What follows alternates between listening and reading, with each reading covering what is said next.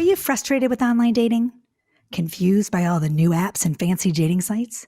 Do you find yourself choosing the wrong person again and again? Well, studies show that hiring a dating coach can maximize your online dating experience. So no worries, I've got you. And I've created a virtual course called Doing Dating Right. It's a 5-video series that you can complete at your own pace in your own space, right at home. How to write your online dating bio, pick that perfect picture, and so much more. Want more info? Go to my website at jenniferhurwitz.com. Again, it's jenniferhurwitz.com. Good morning. Good morning. This is Doing Relationships Right. I'm Jennifer Hurwitz, and I'm your host every Tuesday and every other Friday. But today it's Tuesday, and that means I have a guest. And that I tell you, I don't do this very often. I don't bring people back very often. But when I do, it means that it's someone that I really, really think is pretty awesome. And oddly enough, y'all thought he was pretty awesome too, because this guy, Kimball Lewis. Hi, Kimball.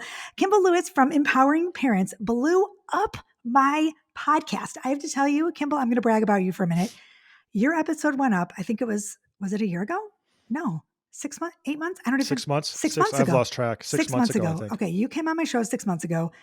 We spoke about parenting and all things parenting. And I will tell you, my podcast blew up that day. I was like, boom, fire. I was like, you have to come back, Kimball, please. So Empowering Parents is the website, the Facebook group, the everything. It is fantastic. You are fantastic. You're the CEO of Empowering Parents. And I'm so glad that you're here today. What are we going to talk about? Let's do it all. Let's break it down. I don't even care. Whatever it is, you're the boss. I'm excited. How are you? Well, I'm great, Jennifer. It's awesome to be back. And I love to hear that this was a popular podcast.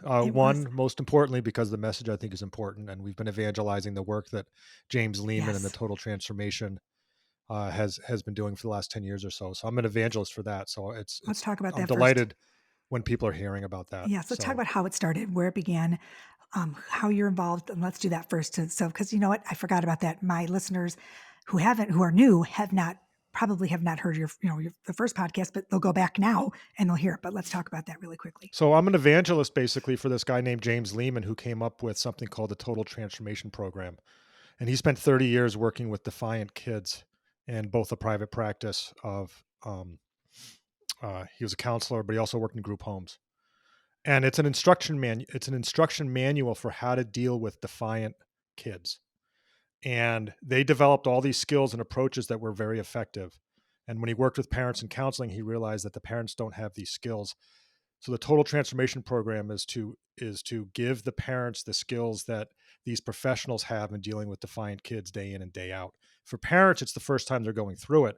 For the professionals in group homes and those types of settings, they do this every day. They talk about it. They figure out what's effective, what's not effective. So it's transferring the knowledge to the parents who are going through this for the first time. They feel like they're alone, but their experience is not unique. There's so many parents have been through this. Gosh, yeah. The Total Transformation Program is the instruction manual for how to deal with this. And it's not just one thing. There's an entire approach about how you change your relationship in dealing with your child, how you talk with your child, how you set up consequences when you have a child who's defiant. I love it. And you know what? I feel really strongly about this in your program, which I love. I love the way you lay it out too. It's actionable value. It's actually, there are steps you can take and things you can do. I feel like sometimes as a parent, we feel so lost. We feel like we don't really know if we're making the right choices. And I really do. I think your program's, it's awesome. I think everything, it's great. And the program tells you what to do and what to say in the various situations. It also gives you the background, the philosophy of like why it's happening, which is important, but it also tells you what you do in these situations, which is very practical. It's practical parenting advice. I love that. Because sometimes in the heat of the moment, or when your emotions get so, something happens and it's tied in with emotions, you forget that you can have things. There are things that work, right? When you're parenting, there are actually things that will help you. And I can remember, like, even with myself, so many times that if I would have just calmed down or taken a breath and it's good to know that you have things that you can actually do. So I think that's awesome. I appreciate you so much. I think it's just great. So can I ask you a couple questions? Sure. Okay. So we talked about before the show, and we were thinking about what we're going to talk about. And we were talking about kids and lying and all different. Now, of course, all kids lie. Is that true? at some point? All kids lie. Okay, because I know mine have. all All all kids lie. kids lie. Right. And if your child doesn't lie, it means you probably haven't caught him Okay. or Oh, her. right. I'll say him, but I mean him or her. I have so many questions about lying because I always say to my kids, "There's no lying in my house. There's no lying in my house." Where I would start, we're not going to lie. We tell the truth around here, and whatever. I don't, I feel like I have a pretty open relationship with both my boys, but I know they've lied because I've got them. So what do we do? What's behind it all? Go ahead. So first of all, I appreciate and I think it's a very good approach that you're saying we don't lie in this household, Oh, which is good. I setting did up the that right. rules Oh, of the thank God. household. Okay. Yeah, the expectations are we don't lie, and Okay. kids need to be reminded what the rules are. Okay. They're new at this. To us the rules seem obvious, Right. but to some kids it's not, and they know lying's not right. Right.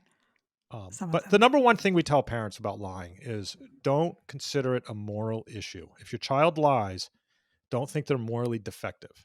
Oh, I love that.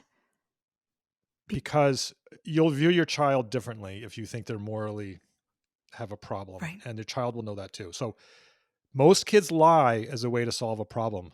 They either did something they weren't supposed to, or they didn't do something they were supposed to do, one or the other.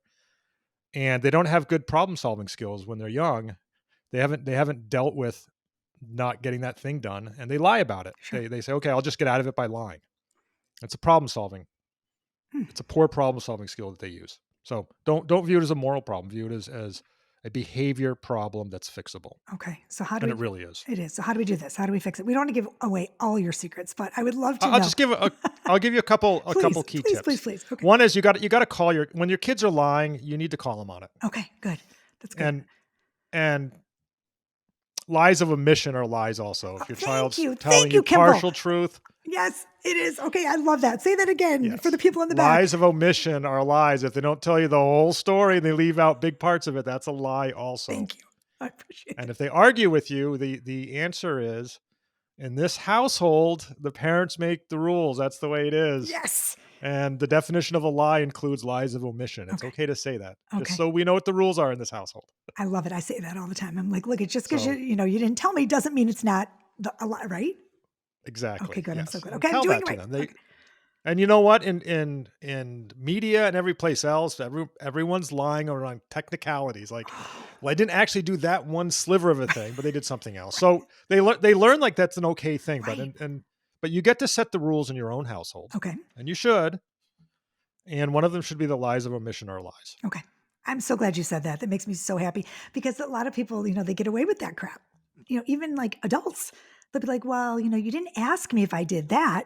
That's my favorite. Well, I was here, and here, but you didn't ask me if I went there. I'm like, okay, but I shouldn't. What do you mean? It was in the, like, come on. Yes. The only time a lie of omission, the only time you shouldn't, that doesn't work is if you're on trial somewhere. Right. Your lawyer says only answer the question that they asked. Right. Listen to your lawyer. But in the household, it's not like that. Lies of omission are lies. Exactly. That's perjury. Lies of omission is perjury in the household. So right. And I remember last time we spoke about this. You actually think that we should put our rules on the fridge, like write them down. Like we don't lie. Do you think that's important? Write them down. Yeah, write them down. Yeah, for two main reasons. One is we assume kids know the rules, and sometimes they don't. Okay. And the second reason is it cuts down on the fighting, because when a child does something that breaks the rules, you can point to the rules and say, the reason you're getting a consequence is because you broke the rules. And you have this third party as the rules. It's not just between you and your child, a personal thing. It's between your child and the rules. Gotcha. Okay. And that sort of separates the two. Obviously you make the rules, so your child will think it's between you and them. Right, but once you separate the rules from yourself and you have them as a separate entity sitting on the refrigerator, I see. It's much easier to point to the rules and say, the reason you're being punished is because or the reason you're getting a consequence is because you broke the rules. I love that. Right. It takes emotion out of it. Yep. Basically. And if they don't like the rules, you can have a conversation when things are calm about what you think the rules ought to be. And usually they don't argue. They actually don't argue about the rules because most parents' rules are reasonable. Right. Okay. Now here's my question for you. What about this one? What happens when your kid, because I have teenagers, what happens when your teenager says, well, you told me if I told you the truth, I wouldn't get in trouble? So that's an excellent question, which it's like we planned this. We didn't actually. So this Oh, is the perfect segue into my number one tip on lying, which is separate the lie from the thing they were lying about, okay. and then the consequences are separate. Okay, say that again. I'm So confused. Okay. so let's say your child comes home late from curfew, Yes. doesn't make curfew, Perfect. Perfect example. Yes. okay, and then they lie about why Okay. they didn't get home on time. Like, we got a flat tire, but you find out that's a lie. There Oy. wasn't really a flat tire. They just were at the party too late. You want one consequence for them not having gotten home on time, Okay. and a totally separate consequence for lying about it. Oh, Kimball, you're kidding. Don't combine the two, because the next time they do something wrong, they now have to Okay. wrestle with, do I lie and possibly get two consequences, or tell the truth and only get the consequence for having come home past curfew? So you've separated the two. That's brilliant. I And did not then if do your that. child's Okay. really good about fessing up, you can actually reward them by saying, you know what, I'm going to go easy on That's what I do. the consequence because you were honest about it. And that happens in the court systems also. If you're They will cut your sentence down. They'll work with you if you're honest about stuff. Right. They work with you less if you're not. And also in a court, this is just practical. In a court, if you lie on the stand, that's a totally separate charge. That's Right. perjury, and Right. they'll try that separately from the actual crime. So separating the lying from the actual thing they were lying about is very important. Right. Oh, yeah, So exactly. two consequences: Two one different. consequence for lying, and one consequence for whatever it is that they didn't do or Right. were supposed to do. Because I get stuck in that a lot because my no lying rule in my house, my kids come to me and they're like, "Well, you told me mom, I didn't lie. I said I was out at the party at blah blah blah, but now I'm getting in trouble for it. So I'm not going to tell you the truth the next time because if I tell you the truth, then I'm going to get in trouble for it anyways. Why would I tell you?" Yeah. And then I give them the whole spiel. Well, if you were working at Wells Fargo and whatever, messed up a whole entire project and you walked into the boss and you said, "Well, I messed up everything and you're getting fired," but the boss isn't going to say you're not getting fired just because you said that you're the one that messed up. Do you see what I'm saying? Yeah. Yep. So then I'm kind of screwed because what do I do? Like, I've already but you're right. If I would have separated the consequences and said, right? Yeah, Yeah, you separate I see. they're going to get a consequence No most matter likely what. for what it is that they did. Right. But the lying is an additional consequence Right. that's going to be even worse. So they have a decision to make at that point whether they want to lie about it. But what So if they don't lie? What if they tell the truth, but they still, that's different, right? Because if they tell the truth, but they still did it. Does that make sense? mhm. Then what do so then I messed that up. Then you, as a parent, you use your judgment. Yeah. Do you still institute a consequence? Okay.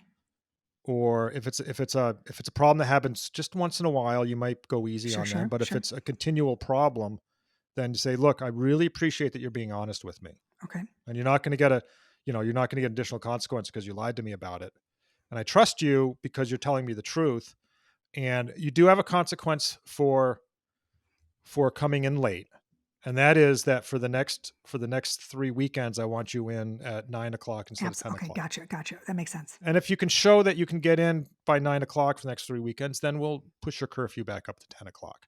Right. Oh, that's great. And That's you can work with me on that, and show that you have trust that with them if they're willing to do that. So perfect. Oh, good. I feel like every time I talk to you, I feel like a good mom. I feel like I'm doing. I did something yeah, right, you're Kimball. I did something right. Okay. This is it's but separating the consequences, separate consequence for lying versus the thing that they did is just it's practical. that is It works practical. better. I like practical parenting. This works for me. Yeah, and the job situation. I explain this to my kids. The job situation. Usually, when you screw up at work, you don't get fired No. for it. But if you lie about it, as a manager, if I can't trust my employee, like I don't think that they're being honest with me, I can't work with that person. I really No. can't work with that person. I can tolerate mistakes. Mistakes happen. We all make mistakes. Managers make mistakes. Everyone makes mistakes.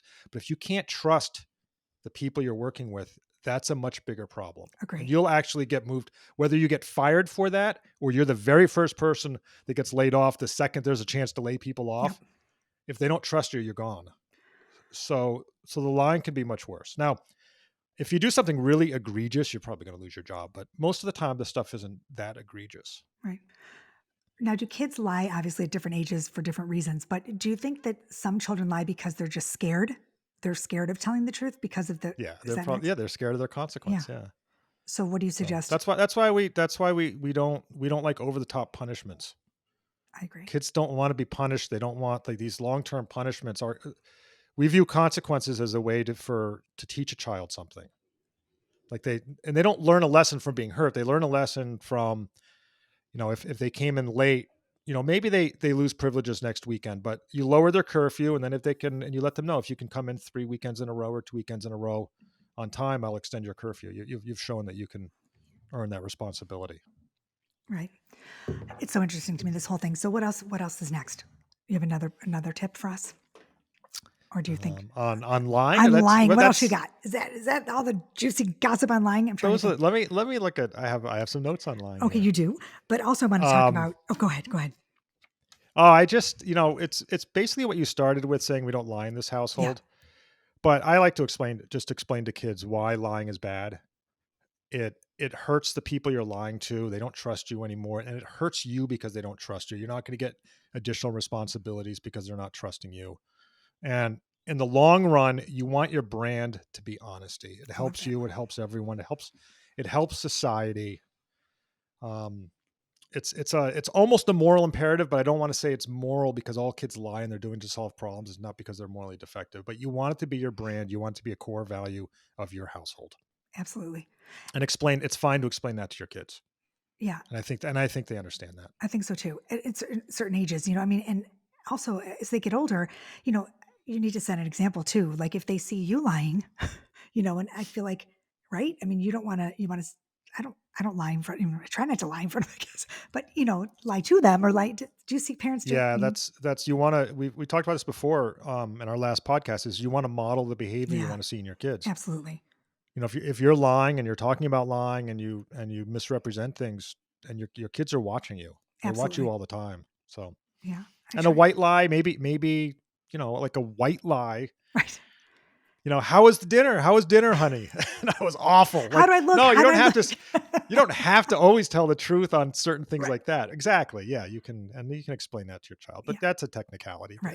Kids know that. And what if kids lie So all the time? Like, what if your kid is one of those kids who just like you find they just constantly are lying? Is that a different animal or is yeah, it is that different. That's a problem that really needs to be addressed. okay? And I would suggest that you go to empoweringparents.com Yep. and you can search on the terms lying intervention. We recommend that you have a lying intervention with your child. Oh, there's really a thing. There is a thing. Yeah, you have like an intervention. You explain to them what's going on, and that Oh, and that and that from this point forward, until things change, that they won't be trusted. We have some articles on, like, should you search your child's room? okay. Like, does your child deserve privacy? And what do you say about that? And our reflex reaction is, if your child is responsible and is basically meeting their responsibilities, respect their privacy. Okay. If you have reason to believe that they're not, that room doesn't belong. They're I they're, they're a agree. guest in your house, I agree. essentially.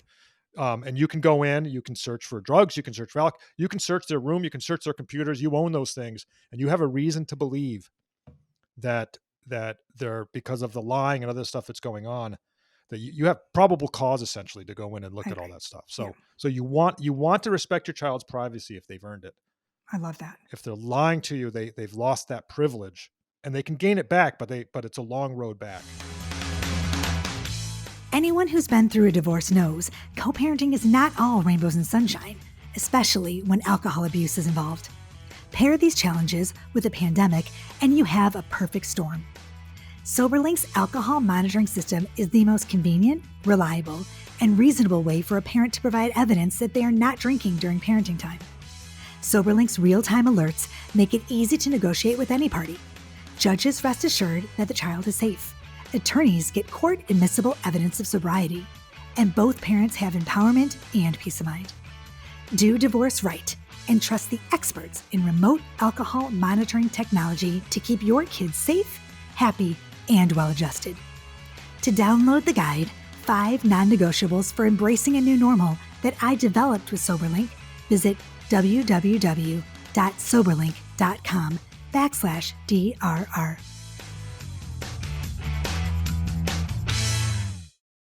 Yeah. I totally agree with that. I always say to my kids, look, I'm fine with you. You do your thing. And but if it becomes an issue, the phone is mine and I get to go through it. I trust Exactly. you until I don't. And then it's mine. I bought the phone. Your dad bought the phone, the car, the whatever, it just becomes mine when I think that's completely fair and the way yeah. it should be done. Yeah. And do you see a flip in the kids? Like, is there a certain age when you see the little white lies go to, or not the little, but the lying, it gets worse? And do you think with teenagers, that's just what happens? Or do you think that there are younger kids that technically are, I don't know. Is it worse? Some kids are hard. Yeah. Some kids are difficult. Some kids are born a little bit sneakier than others. Oh, is that interesting? They just I don't know, we all know someone who's a little bit sneaky. Yeah, I do. And they were kind of born that way. Yeah. And I have a son who's the opposite. He can't lie because That's my son. he'll smile when he lies. If he tells a fib or and it's not even appropriate. It might not even be a funny situation, but you can tell on his face he can't lie. Yeah. And we have a funny story about this when I went out to buy my wife. This was several years ago. My son's 18 now. Mine too. But when they were like 10, I took them out at Christmas time to buy a new iMac for my wife. And I said, this is a secret. This is a secret, right? Do not tell mom that she's getting an iMac. It's a surprise. And we went out and bought it and brought it back. And then my wife, she said, what'd you get me? Oh gosh. My wife, she went to my son, who knows that my son can't lie. That's so looked mean. him right in the eye and said, did dad get me an iMac for Christmas? Don't lie to me. And now the poor kid, it was really funny actually, but the poor kid sitting there petrified. I was like, oh no, I promised Dad I wouldn't tell mom. He goes, but I can't lie either. Right. Well, that was my next question for you. That was my next one. What do you do if you're put in a situation with the kids? So I have my boyfriend and I've been together 5 years, and his kid used to put me in situations where he would I would have to lie, either choose him or tell you see what I'm saying? That's hard too, because then I'm lying to my boyfriend or I'm taking the kid's side. He's 10 years old. He would buy candy when his dad said no, or he would be eating what I'm saying? And I saw him, I would see him do the thing his dad would say no candy, but we'd stop for whatever, bathroom break on the way to whatever. And the kid would put candy at the register and he'd buy it. And his dad would say no. And I saw him do it. And then he would get in the car and, my boyfriend would say, did you, everything okay? Yeah. And I'd be sitting there going, I know he wasn't supposed to do that, but what do you know, those kind of things, that's not really lying because his dad didn't say, did you buy candy? Yeah. But at the same time, I knew he wasn't supposed to. So in that situation, there's a lot of levels to that one. Really? Well, one is it's not your child. It's not my kid, right? It's not your kid. Right. And plus you have a relationship I know going on. So there's several levels with this that gets which is why I'm not blending families, because I can't deal with it. I just can't. And blended families is hard. Yes, it is. And as long as no one's really getting hurt, I think it's fine for you to step back and just go, I don't want to get involved. I don't want to get involved. I didn't. And what I was like, I think that's fair. And then but the worst part is that then when he opens the candy and his dad's like, where'd you get that? And he's like, oh, I had it in my pocket or whatever, that I'm like, oh my, then it's and then I don't want him to get mad at me that I let him buy the candy. It's what I'm saying? That's the line that it just gets interwoven with all these stuff. I'm like, yeah, I can't take it. But it's something so stupid. It's candy. Who really cares, right? Yeah, that's why I would just, you don't have to fight every battle. Right, exactly. You can choose your battles. If it's drugs and alcohol or something very dangerous, yes, it's different. Then you speak up. But otherwise, you don't have to pick. You can ignore certain things. I think that's good. So we can say, we say that with parents who if you have major problems with your kids, and they eye roll, you say something and they roll their eyes, you can just ignore that. It's kind of harmless as long as they're obeying whatever rule it is. Like if you tell them to go do their homework and they roll their eyes and they go do their homework. Is that a habit? Focus on the fact that they went and did their homework and completely ignore the eye roll. Oh, really? Okay. When they roll their eyes, it usually means you've won the argument and you just stop there. You don't have to address that. Okay. What they want is you to react. Oh, they do. When you don't react, when they get no reaction to it, then it eventually goes away. Really? So it's not a habit. Yeah. Some people are like, oh, it's a habit. He does it all the time. I'm thinking, is it a habit? Is it become a habit? It could be a habit. It could be a habit. Okay. When things are quiet, because if it is a habit, when things are calm, Not when they eye roll, but later on, just say, I notice you roll your eyes a lot. Doesn't bother me, but I think it's a habit of yours. But just so you know, people don't like that, Yeah, they don't. and explain that at a comp thing. But if it's a slight, like a little bit of disrespect, I call it a little bit because they're still doing their whatever you ask them to Right. do. Usually they roll their eyes like, "Oh, okay, I'll go do whatever." Yes. Yes. But what if a teacher You've won says the battle something? because they're doing it. What if a teacher says something? Like I have a friend whose child rolls his eyes, and the teacher said, at conferences said he needs to stop rolling his eyes. He rolls his eyes at me. Then? Then if so, the teacher's complaining about Yeah. it. Yeah. Like the Is the teacher is teacher not able to? Is the teacher not able to give the child consequences for it? well, I don't know. Is there supposed to? I don't know. I don't I don't know. know. I'm We, not. we we tend to separate. We tend to let the school discipline I the see. kids Okay. and Gotcha. support the kids. Gotcha. So in general, unless it's something really serious, Yeah. when a child gets in trouble at school, we let school handle it, Gotcha. Oh, I didn't know. Okay. and then don't double up on the punishment at home. They've you Oh, you can that's do some interesting. things, but in general, let the school um, handle the consequences. Oh, that's really interesting. My kids go to private school, so that never happens. Like they Yeah, call home and it's they're like, so and so did so, and then you're like, the kid gets detention in school and he gets in trouble at home. I didn't have my kids didn't. Knock on wood, I didn't have that, but a lot of yeah. kids have double. You know. And in fact, when we recommend to parents, and there's been a movement against this, and we're not in favor of this, which is that people want to hold parents responsible for their kids' behavior in school. We need to hold the parents responsible, and our response is no. You need to hold the child responsible. Oh, I love that. I And agree. and when you go into the school, ask them, say, how to help me hold my child responsible. I want you to hold the child responsible also. Okay. Too often, parents are going into the school and trying to get their kids out of the punishment, All the time. as opposed to supporting the school. You don't like eye rolling? Punish, like, Why do give you the think kid attention. Give my child attention. Do Yes. what it takes to get the eye rolling. Help me. I don't like it either. And That's what partner parents with the should be doing, school. right? And partnering with the school. Yes, that's what we believe. Yes, Well, I agree with Yes, you. we believe that. Because many times parents go in and they're like, I can't believe you gave my kid detention for walking in the hallway backwards. It's like, no, if your kid did something wrong in school, there's probably a Yeah, reason why they got the detention, right? I mean, exactly.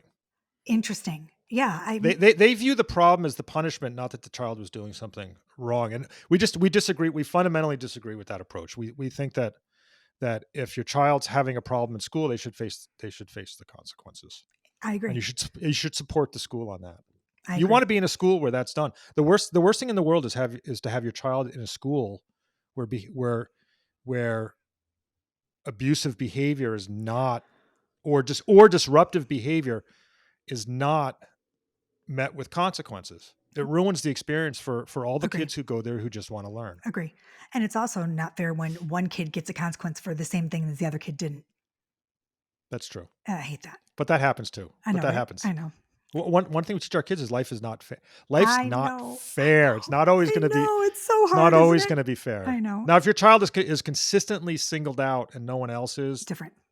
that's different. But because they don't get everyone, then it's like speeding. That's cops don't pull over everyone. Oh, They that's don't such a get everyone. They have that's to a pick great a example. car. That's Yeah, a and it's great not fair example. that they didn't pull everyone over, but they can't pull everyone over, and they're not perfect either. So That is such a great example I'm going to use with my kid right now because we're having an issue in college in his freshman year and he feels that way. Like he's always, and I'm like, I'm going to use that. Not everybody gets yeah. pulled over. It's not, oh, that's great. I would love to keep you forever. I have one more question. Can we have one more question? Nice little segue. So what do you do when you're, I would say I'm a helicopter slash a little bit of a helicopter, little slash a little dash of tiger mom. Not really, but I have a hard time with like mom guilt and like trying to like stay out of my kids, everything. But now I feel like my anxiety is so heightened when my kids are anxious or they're not getting what they're supposed to get or they're not. Is that just a mom thing? How do we, I don't know if I'm even asking the right question here, but It's a mom thing. It's a society thing. It's everything thing. there's anxiety is clearly a problem, but I think it tends to be overdiagnosed. Anxiety is normal. Okay, good. Because I have lots. If you're not anxious about something, you're not trying. Okay, good. Oh, I love that. Thank I you, lose Kimball. sleep. Thank you. Like like doing this podcast is straightforward, but I haven't been podcasting forever. The first few that I was anxious about the first few ones. They're easier now. Yeah, totally. I'm sure the same way with you. The very Yeah, first my God, yeah. podcast you did, were you anxious about it? Yes. Yes. Yeah. And Unless you've done the same thing for years and years and years. When you try something new, even I'm in my 50s, even at my age, I get anxious about doing something new. right. And parenting seems And to be new every year, every minute. Parenting changes, and I feel like I'm always so anxious with parenting. I don't. and it's normal. The other thing I would say on that is one is I explain to my kids that anxiety is normal. Me too. It's completely normal. And sometimes it's almost debilitating. And you might need to get help for it, but in general, but if you view anxiety as abnormal, like there's something wrong with your child because they're anxious, no, that's not true. Anxiety is completely normal. My nephew took the SATs yesterday. He's anxious about it. Like Oh that's my God, yes. completely normal. Like you should be anxious about it. We Absolutely. want a little bit of the anxiety is what drives you a little bit. I agree. So don't think it's abnormal or there's something wrong with you because you're anxious. And I explained that to my kids. Yeah. But the other thing I would say is that it's okay. And we remind parents of this all the time. It's okay for your child to struggle. It's okay for them I to know. struggle. It's so hard It's for really me to hard. watch. Why? It's brutal to Isn't watch. it brutal to watch? Oh my gosh. Oh, I want to break my heart. And in so many ways. Yes, so many ways. But My it's good for my them, right? son, it's good for them. Yeah. It's that's they learn through the struggle, and you need to let them struggle. I agree. You don't want them to get hurt, so you can help them if they're actually going to get hurt, but they need to struggle. And it's through struggle that you get growth, and you want to support them and coach them, but not remove the struggle. Right. You don't want your child to be too comfortable. Oh, I agree. Because They'll never leave home. They'll never leave home if they're too comfortable. Although I don't know about that. I'm both of mine are leaving me. I'm an empty nester. They are. Oh God, it's a whole nother podcast we could do. But are you okay with empty nesting? I don't know. It starts in. I don't think so. No, I don't think I'm okay. My kids, we're brand new this year, empty nesters. Next year, me. How are you guys doing? It's been awesome. Okay, I'm going to call you because I'm literally shaking. I hate to say it, but it's been, and my kids, we have a good relationship, but it's been great. I worry about them a little bit, but me too. But I almost don't want to know what's going on because then it would make me more anxious. So I've sort of built a wall between them and I need to, yes, I need that. I need to build, I'm actually starting very transparently. I'm starting with a therapist next week to teach me how to build that wall because during the podcast just now, I don't know if you saw me kind of reach up, my kid is FaceTiming me during the podcast. And I'm like, my entire demeanor changed because I'm like, oh my God, Jonah needs me. It's like, he needs to stop. Like it needs to just, I still talk to him 10 times a day. That's not okay. He's in college. You know what I'm saying? Like I need to learn how to build that wall. I need in business, like I had before I did all this, I was out doing startup world stuff. And in business, a lot of times teams grow the most when there's always one person who knows everything, who knows how to do everything. And then they go on vacation for the first time and everyone's freaked out because how are we going to do it? Like, and, or the manager who's always involved in everything goes on vacation for a week or two. Very often that's when the team really gels and grows is because now they're forced to do it on their own. The helicopter manager or the helicopter expert who's there to do whatever, they're gone now. You can't go to them for the answers. You have to, point. I worked with someone named Judy. She knew everything. And she went on vacation and we're all petrified. Like what's going to happen? So where's would Judy? say WWJD. What would Judy do? That's what my kid's like, where's mom? What, we can't breathe. I'm like, you're fine. Go babies, go. I totally get it. I mean, we underestimate our kids. They're actually very capable. If anything, we're underestimating them, not overestimating them. Agree. And he's fine. He's absolutely fine. He can do it. And he's on his, and you know what? He's thriving. And then I get that phone call and I'm like, and you know what? He just wants to say hi. And I'm like, okay, what is wrong with me that I go from 0 to 60, but I don't even know what he's calling about. Right. So change your phone number. Oh my God. I'm telling you, Kimball, I'm telling you. That's not real parenting advice. All the jokes. Don't have to change your phone number about that. I moved to Italy. I'm like, see ya. I mean, they're great. And you know what? It's like you're so right though. It's like we underestimate them and they're all capable kids. They're capable. They can do it. Oh my God, Kimball, I could talk all day to you. I always feel I feel so much better after I read your Facebook group. I get on there. I'm like, okay, let me do this one. I got this down. I mean, I think you're just, everything about empowering parents, it's positive. I feel like I feel good after I read it. And I think that You're doing great work. So I appreciate you so much. Thank you. And thank you for being here. Did I leave anything unturned? Lots unturned, but I mean, can you come back again next season? Yeah, I'll come back again. I would I can love be a it. regular guest if you I want. would, oh This my is God, fun. don't even tease me. Don't This even is tease what I me. do. I evangelize the work of James Lehman and the Total Transformation Program. That's my mission. I mean, and you're doing such So- a great job. Such a great job. And everybody, listener or listeners or everybody, please go to empoweringparents.com. Empoweringparents.com. I mean, it's so easy. And go to the Facebook page and the Instagram feed. But the Facebook page is really good. I mean, it's all really good, but it's all really good. And Yeah, you'll get we do a post every day. You'll get Every day. some good practical advice. Yep. And it's Some like, affirmations. yes, it's good stuff. All those things. It's good stuff. Kimball, I appreciate you so much. And thank you for being here. Thank you, Jennifer. And I'm going to hang up and go FaceTime my kid. I'm just kidding. I might be reaching out to you for some empty nest support. I'm going to start a support group, an empty nester support group. I'm worried I like it too much. I think there's maybe something's wrong with me. I'm so glad to hear that because I'm literally thinking about it makes me like tear up. I don't know what I'm going to do by myself. Oh, yeah. Okay, everybody, do your thing today. Go do something fabulous. Kimball, thank you for being here. Once again, you know where to find me, jenniferhurwitz.com, and go do relationships right and be happy and be a great parent and go follow Kimball, empoweringparents.com. Thanks, you guys. Peace, love, and so much truth.